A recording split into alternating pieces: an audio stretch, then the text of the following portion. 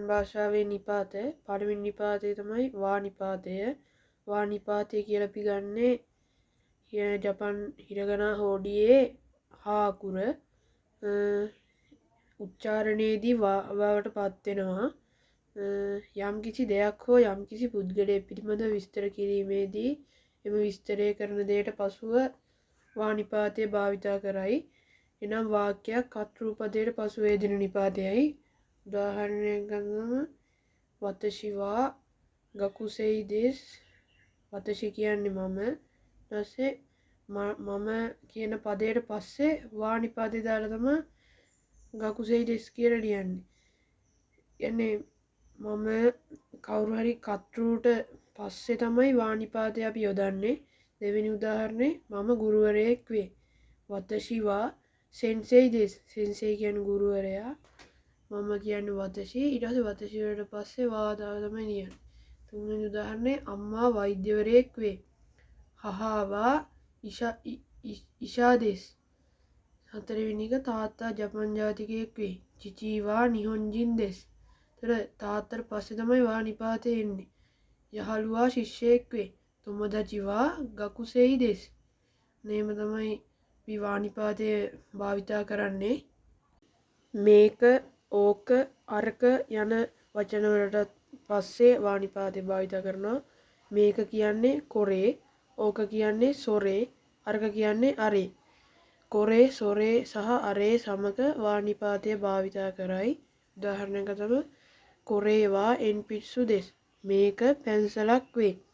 එතකොට මේක ඕක අරක යන කර්තෘපද වලට පස්සේ වා නිපාතය භාවිතා කරනවා. මේක පොතක් වේ. කොරේ වා හොන් දෙස්. හොන් කියන්නේ පොතට.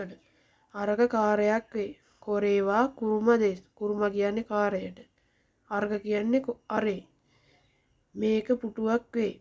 සොරේ වා ඉසූ දෙස්. සොරේ කියන්නේ මේක. පුටුවට කියන්නේ ඉසු. මේක මේසයක් වේ. කොරේ වා සුකුවේ දෙස්. සුකුවේ කියන්නේ මේසයට. කොනෝ සොනෝ අනෝ. කොනෝ කියන්නේ මේ, සොනෝ කියන්නේ ඔය, අනෝ කියන්නේ අර. මේ වචන තුනට පස්සෙත් වා නිපාතය තමයි භාවිතා කරන්නේ. උදාහරණයක් මේ පැන්සල මගේ වේ. කොනෝ එන්පිට්සු වා වතෂිනෝ දෙස්. ඒ කියන්නේ මේ කියන්නේ කොනෝ, පැන්සලට කියන්නේ එන්පිට්සු. මේ පැන්සල මගේ වේ කියද්දී මේ පැන්සල කියන එකට පස්සේ තමයි වා එන්නේ. එතකොට අර ළමයා යමදා වේ. කොනෝ තොමෝ කොතොමෝ වා යමදා කුන් දෙස්. එතකොට අර ළමයා යමදා වේ. මේ වචන දෙකට පස්සේ තමයි වා එන්නේ. දැන් මේකේ මේ පුද්ගලයා තනකා මහතා වේ. කොනෝ හිතෝ වා තනකසන් දෙස්. එතකොට මේ වචන දෙකට පස්සේ තමයි වා එන්නේ. ඔය බෑගය අයියාගේ වේ.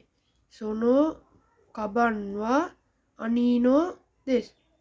මේ ගෙදර ටීචර්ගේ වේ. කොනෝ උචි වා සෙන්සෙයිනෝ දෙස්. එතකොට මේ ගෙදර උචි කියන්නේ ගෙදර, කොනෝ කියන්නේ මේ.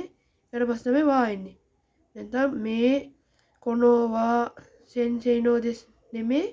මේ වචන ඒ කියන්නේ ඒ සම්බන්ධ වචනයට පස්සේ තමයි වා නිපාතය එන්නේ. දැන් අපි කතා කරන්නේ නෝ නිපාතය. යම් කිසි දෙයක අයිතියක් සැඟවීම සඳහා නෝ නිපාතය භාවිතා කරනවා.